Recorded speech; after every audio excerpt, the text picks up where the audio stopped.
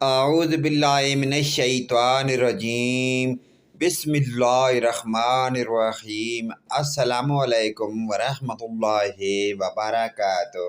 سوال: سب سے پہلے کون شخص اسلام لایا؟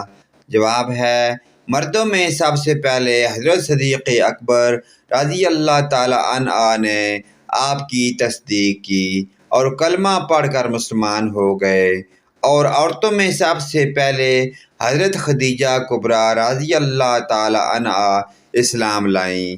لڑکوں میں سب سے پہلے حضرت علی کرم اللہ وجہہ، اور غلاموں میں سب سے پہلے حضرت زید بن حارثہ رضی اللہ تعالیٰ عنہ نے اسلام قبول کیا۔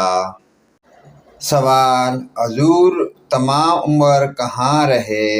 جواب ہے 10 برس تک برابر حضرت صلی اللہ علیہ وآلہ وسلم عرب کے قبیلوں میں اعلان کے ساتھ اسلام کی تبلیغ مکہ میں رہتے ہوئے فرماتے رہے، اور خداوند عالم کو یہ منظور تھا کہ اسلام کی اشاعت اور ترقی مدینہ میں ہو، تو اس نے چند آدمی مدینہ طیبہ سے آپ کی خدمت میں بھیج دیے۔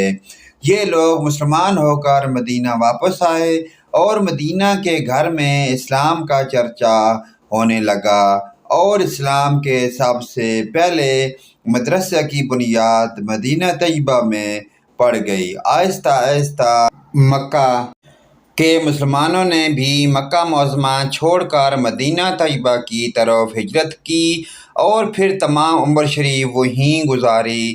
مدینہ ہی میں آپ کا وصال شریف ہوا، اور یہیں آپ کا روضہ مبارک ہے جس پر کروڑوں مسلمانوں کی جانیں نثار ہیں۔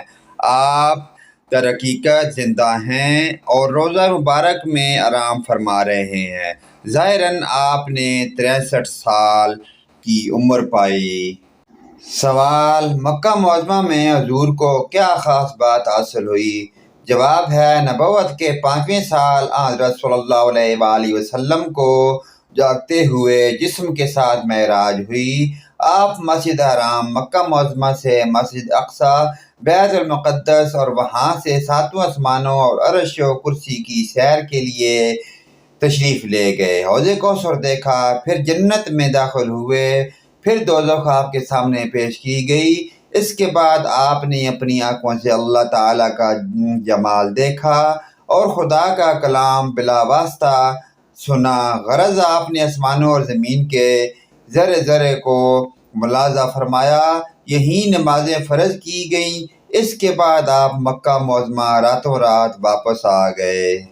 پیارے دوستوں، ان سوال و جوابات کے سلسلے کو آگے دوستوں، رشتہ داروں اور عزیزوں کرو تمام والدین اپنے دوست بھائیوں کے ساتھ شیئر کرتے جائیں۔ اللہ پاک کی ذات ہمیں پنجگانہ نماز پڑھنے کی اور ان پر عمل کی توفیق عطا فرمائے۔ ویڈیو اچھی لگے تو لائک، کمنٹ اور شیئر کریں۔ آمین۔